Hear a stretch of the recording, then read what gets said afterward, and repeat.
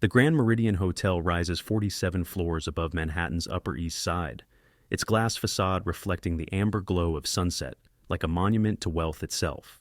On the 46th floor, the Celestial Room, reserved exclusively for private dining events exceeding $200,000, has been transformed into a stage for tonight's performance. 12-foot windows frame Central Park below, reduced to a miniature garden from this altitude. Murano glass chandeliers cast warm pools of light across a mahogany table set for 8. The Château Margaux 2010 has been breathing for precisely 45 minutes. The Wagyu has been dry-aged for 60 days. Everything is calculated. Everything is perfect. Mei Lin Jiang moves through this space like a ghost. She wears the standard uniform of the hotel's service staff, black dress, white apron, hair pulled back severely, and carries herself with the practiced invisibility of someone who has learned that being seen invites scrutiny. At 26 years old, she has perfected the art of existing in the peripheral vision of the powerful. She refills water glasses before they're empty. She clears plates before the guests notice they're finished.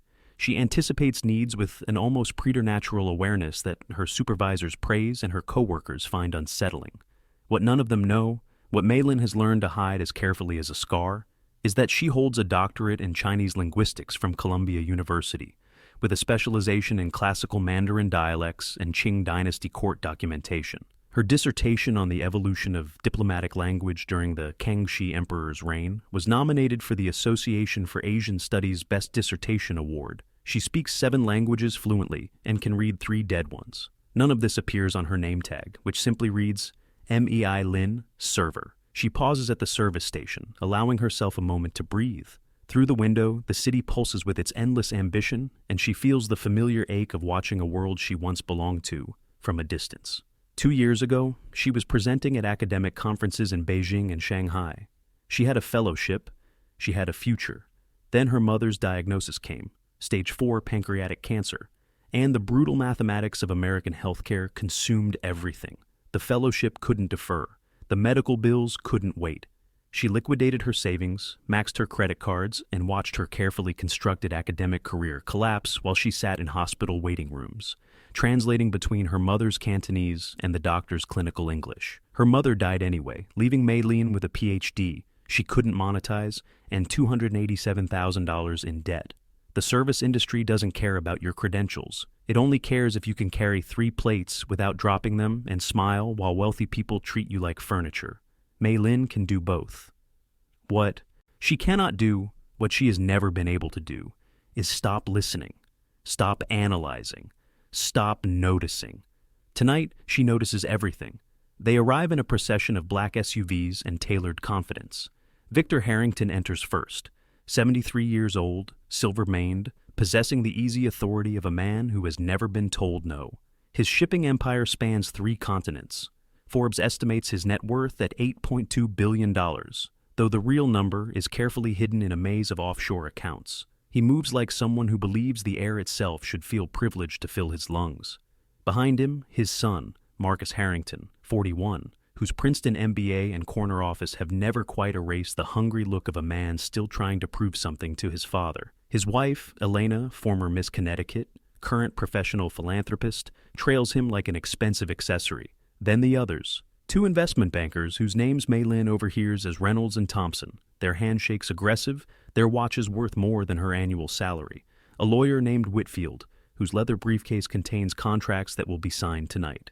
And finally, the evening's guest of honor, Dr. Lawrence Chen. Dr. Chen is everything Mei Lin is not: visible, celebrated, rewarded.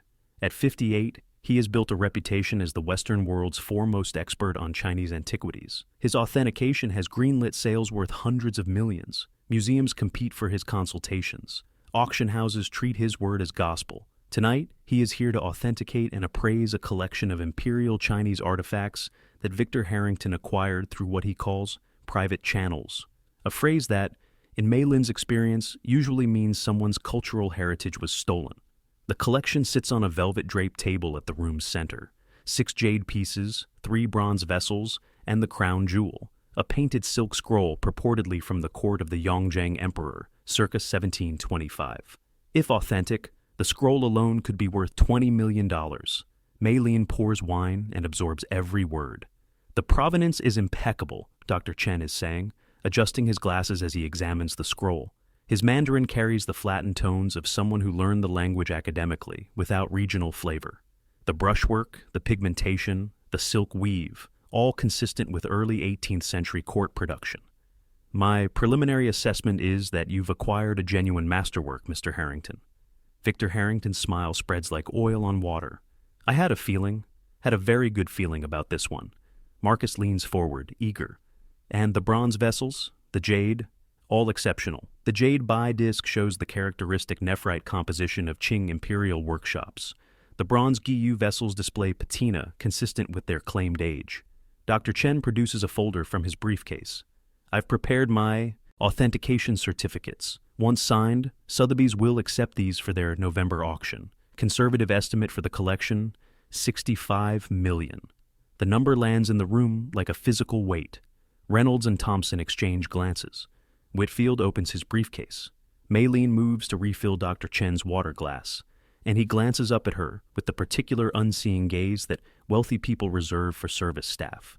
A look that acknowledges her existence only as an extension of the glass she carries. He turns to Victor and switches to Mandarin, his voice dropping to a conspiratorial murmur.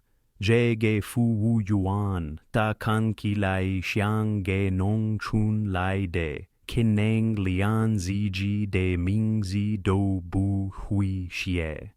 This waitress, she looks like she's from some village, probably can't even write her own name. Victor laughs, the hearty, hollow laugh of a man who doesn't speak Mandarin, but understands the universal language of cruelty. I'm sure she's got many talents, Lawrence. Right, sweetheart? He winks at Maylin. More wine for the table. Maylin's hand does not tremble. Her expression does not change. She inclines her head and retreats to fetch another bottle, her heart pounding against her ribs like a trapped bird. But something else is happening inside her now, something besides the old, familiar burn of humiliation. She is listening, really listening, and what she hears doesn't make sense. Dr. Chen's Mandarin is wrong, not in the obvious ways that might catch a casual listener. His pronunciation is technically competent, his vocabulary adequate. But Maylene has spent 15 years studying the nuances of Chinese dialects, the subtle markers that reveal a speaker's origin, education, and authenticity. And Dr. Chen's Mandarin carries none of the organic complexity of a native speaker. It is textbook language, sterile and rehearsed, like someone reciting from a phrasebook rather than thinking in the language. This is not a man who grew up in Shanghai, as his biography claims. Mei Lin files this observation away and returns her attention to the collection on the table. From her station near the window, she can see the painted scroll reflected in the glass, its crimson reds and imperial golds glowing softly in the chandelier light. Dr. Chen handles it with practiced reverence, pointing out details to his rapt audience.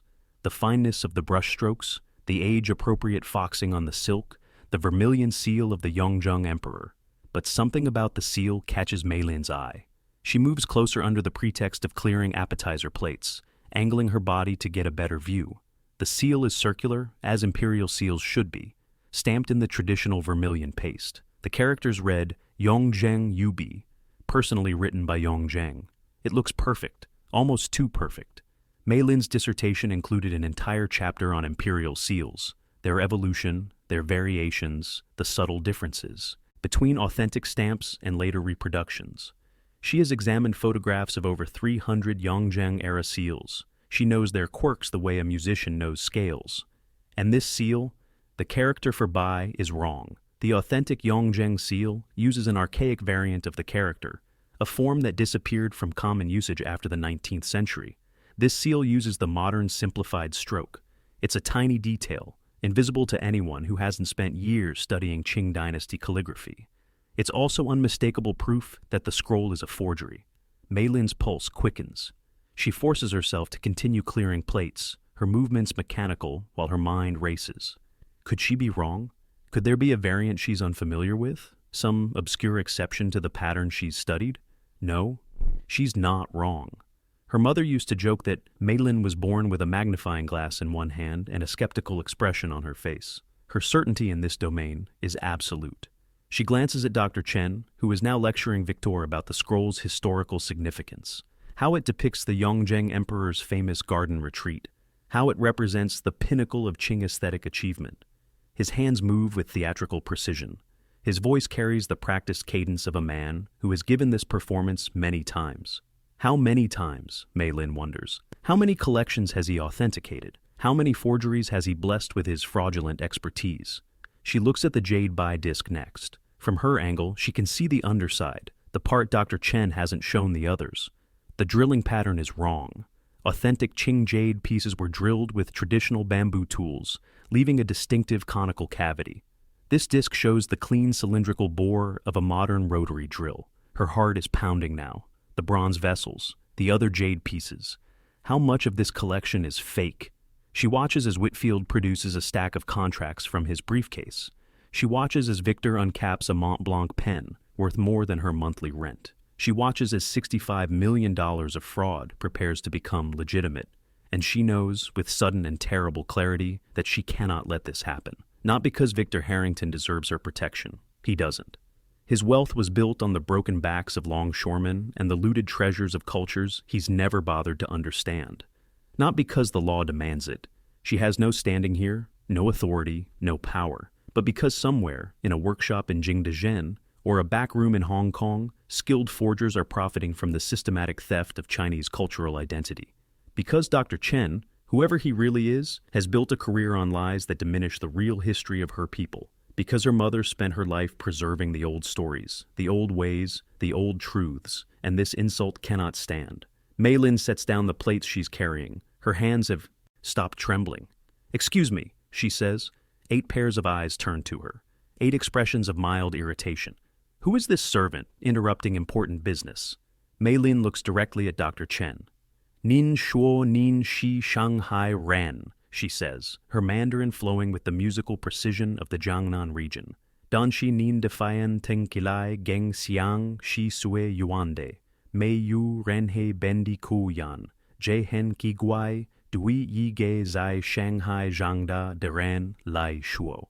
You say you're from Shanghai, but your pronunciation sounds academic. No local accent at all. That's strange for someone who grew up there. The room goes absolutely silent. Dr. Chen's face undergoes a rapid series of transformations. Confusion, then alarm, then a forced mask of amusement. "I'm sorry, do you speak?" "Wobujin hui shuo," Mei Lin continues, stepping forward. "Wohai zai geben, daksui yanju, guozhe ge yuyande lishi. Tebie shi kungdai gongting wenxian. Tebie shi..." She gestures toward the scroll. "Yuxi de zhenwei jianding." I don't just speak it. I studied the history of this language at Columbia, particularly Qing dynasty court documentation, particularly the authentication of imperial seals. Victor Harrington's benevolent confusion curdles into something harder. "What is this? What is she saying?" "She's..." Dr. Chen begins. "I'm saying..." Mei Lin interrupts, switching to English with the precise diction of someone who knows exactly how much her words are worth. "That the scroll you're about to pay $20 million for is a fake, and Dr. Chen knows it." The explosion is invisible, but absolute. Marcus Harrington's mouth falls open. Elena's champagne glass freezes halfway to her lips. Reynolds and Thompson look at each other with the panicked expression of men whose commission just evaporated. Whitfield slowly closes his briefcase. Dr. Chen recovers first. "This is absurd. Mr. Harrington, I apologize for this interruption. Your staff seems to have..." "The imperial seal on the scroll uses the modern simplified form of the character Bai," Mei Lin says. Her voice doesn't waver. "The authentic Yongzheng seal uses the archaic variant, 7 strokes, not 4. This is documented in the Palace Museum's comprehensive catalog of imperial seals, published in 2008. Anyone who has actually studied Qing authentication would know this." She steps closer to the table, her server's uniform suddenly irrelevant, her authority radiating from somewhere deeper than clothing. "The Jade B disc," she continues, "was drilled with a modern rotary tool. Authentic Qing pieces show conical cavities from bamboo drilling. The bronze Wagyu vessels," she points without touching, "show uniform patina that's chemically induced rather than naturally aged. Real bronze patina is irregular, concentrated in the crevices. This is painted on." "You can't possibly..." Dr. Chen's voice cracks. "I can. I have. My doctoral dissertation was on Qing dynasty documentation practices. I've examined hundreds of authentic pieces. I've published peer-reviewed papers on forgery detection." She meets his eyes with a gaze that could cut glass. "And you, Dr. Chen, or whatever your real name is, You learned your Mandarin from language tapes, probably at Berkeley or Stanford in the 80s, based on your tonal patterns. You've never lived in Shanghai. You've never worked at the institutions your biography claims. And you have been authenticating forgeries for profit for at least a decade. The room has become a pressure cooker. Victor Harrington's face has gone from pink to crimson to a dangerous shade of purple. Is this true? His voice is quiet, which is somehow worse than shouting. Lawrence, is this true? Dr. Chen makes one last attempt. This woman is clearly disturbed. Her claims are verifiable. Mei Lin pulls out her phone. I can pull up my Columbia faculty page in 30 seconds. My publications are indexed in JSTOR. And if you want to test my claims about the seal, the Palace Museum catalog is available online. Page 847, figure 23C. The authentic Yongzheng Yubi seal. She pauses. I'm happy to wait while you look it up. No one moves. The only sound is the soft ticking of Marcus's Patek Philippe. Then Victor Harrington turns to Dr. Chen with an expression that would make sharks uncomfortable. Lawrence, my old friend. Each word is a blade. You told me this collection was worth $65 million. You told me Sotheby's would fight to auction it. You told me this was the investment of a lifetime. He steps closer. And now a waitress tells me it's all fake? That you're fake? Victor, I swear, call them. Victor's command cuts like a whip. Call Sotheby's, right now. Get their authentication department on the phone. Dr. Chen's face collapses. The performance ends. The mask shatters. I can explain. You can explain? Marcus is on his feet now. Years of filial frustration finding a convenient target. You can explain trying to steal $65 million from my family? I didn't. Dr. Chen looks around the room like a trapped animal. His eyes land on Mei Lin with pure hatred. You don't know what you've done. You have no idea who you're dealing with. I'm dealing with a con artist who just called me an illiterate peasant, Mei Lin says calmly, in a language I happen to speak better than you do. She allows herself the smallest smile. Jeju shi ni de guo de hoguo. This is the consequence of underestimating me. What happens next unfolds with the inevitable logic of an avalanche. Victor Harrington, it turns out, does not take kindly to being conned. Within 15 minutes, hotel security has been summoned. Within 30, a police detective arrives. Apparently, the Harrington family keeps NYPD contacts on speed dial. Dr. Lawrence Chen, whose real name is revealed to be Leonard Kaczynski from Paterson, New Jersey, is escorted from the celestial room in handcuffs, his protests growing increasingly desperate as the elevator doors close. The investigation will later reveal a trail of fraud stretching back 15 years, fake credentials, forged letters of recommendation, and at least $40 million in authenticated forgeries sold to private collectors worldwide. Several museums will quietly remove pieces from their collections. Several reputations will quietly collapse. But that's all in the future. For now, the celestial room feels like the aftermath of a battlefield. The velvet-draped table still holds its worthless treasures. The contracts remain unsigned. The Château Margaux has gone undrunk. And Mei Lin Zhang stands by the window, watching the city lights below, wondering if she still has a job. That was quite a performance. Victor Harrington's voice comes from behind her. Mei Lin turns to find him standing alone, his entourage dismissed, his expression unreadable. He looks older now, stripped of the bluster that money usually provides. I wasn't performing, Mei Lin says. I was telling the truth. The truth? He laughs, a different laugh than before, without the cruelty. That's rare in my world. People tell me what I want to hear. They tell me what will get them paid. They tell me what will keep them employed. He moves to stand beside her at the window. They don't usually tell me I'm about to lose $65 million. You were about to lose a lot more than money, your reputation, your credibility with the auction houses. You're standing in the collector community. Mei Lin keeps her eyes on the city. Fraud like this doesn't just take your money. It makes you look foolish. And I suspect you're a man who values his image. Victor is quiet for a long moment. Then, Columbia, you said. Chinese linguistics. Classical Mandarin dialects and Qing dynasty court documentation, with a minor in art conservation. And you're working as a waitress. Server. She finally turns to face him. And yes, student loans don't pay themselves. Neither do medical bills. Medical bills? She doesn't owe him her story. She doesn't owe him anything, but something about the way he's looking at her, not through her, but at her, makes her answer. My mother, cancer, the treatment, it was expensive. And then she died anyway. Mei Lin's voice remains steady, though it costs her something. I had to choose between my career and her care. It wasn't a choice. Victor nods slowly. My wife passed 3 years ago. Same thing. All the money in the world, and I couldn't. He stops, clears his throat. Well, that's not important. They stand in silence, two people who understand loss in different ways. Who are you? Victor asks finally. Really? Maylin considers the question. I'm someone who knows the difference between what's real and what's fake. I'm someone who spent her life studying how people communicate across cultures and centuries. I'm someone who, she pauses, who wasn't supposed to be here tonight. I was filling in for another server who called in sick. Random chance. Random chance, Victor repeats. That's what saved me $65 million. Random chance and a waitress with a PhD. Server. Scholar. Maylin meets his eyes. Neither of them looks away. I have a proposition for you. Victor gestures toward the velvet table with its fraudulent treasures. This collection is worthless. But my interest in Chinese antiquities is not. I have pieces, legitimate pieces, scattered across 3 residences. I have ongoing relationships with dealers who, after tonight, I no longer trust. I have a museum wing in Connecticut with my name on it that I now need to verify isn't full of fakes. He turns to face her fully. I need someone with your expertise, someone who can tell me what's real, someone who, he smiles thinly, isn't afraid to tell me I'm being cheated. Maylin stares at him. You're offering me a job. I'm offering you a position as my director of Asian Antiquities Authentication. Salary? $400,000 a year, plus a $1 million signing bonus to clear your debts. Full benefits, housing allowance, research budget, staff of your choosing. He pauses. And one more thing. What? The Harrington Foundation will establish a scholarship fund for first-generation college students pursuing graduate degrees in Asian studies.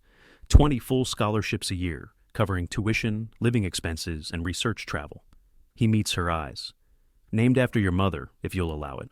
Maylin's throat tightens. For a moment, she cannot speak. Why? She manages. Because you were right about me. I do value my image. And tonight, you showed me that my image was built on lies I couldn't even recognize. Victor's voice softens. And because I know what it is to lose someone and feel like you couldn't save them. If this helps others in your mother's memory, he shrugs. It's worth more to me than another yacht. Maylin looks at him for a long moment. Then she says, I have conditions. Name them. Full independence on authentication decisions. No pressure to approve pieces you've already paid for. No conflicts of interest with dealers or auction houses. She takes a breath. And if I find pieces in your collection that were illegally exported from China, you return them. No arguments, no negotiations. You return them to the people they belong to. Victor's eyebrows rise. That could be expensive. Integrity usually is. Another long pause. Then Victor Harrington extends his hand. Dr. Zhang, he says, welcome to the Harrington collection. Maylin takes his hand. Her grip is firm. Outside the window, the city glitters on, indifferent to the transformation happening 46 floors above it. Somewhere down there, people are struggling the way she has struggled, carrying credentials the A-world refuses to recognize, holding truths no one wants to hear. But tonight, truth won. Tonight, the invisible woman became impossible to ignore.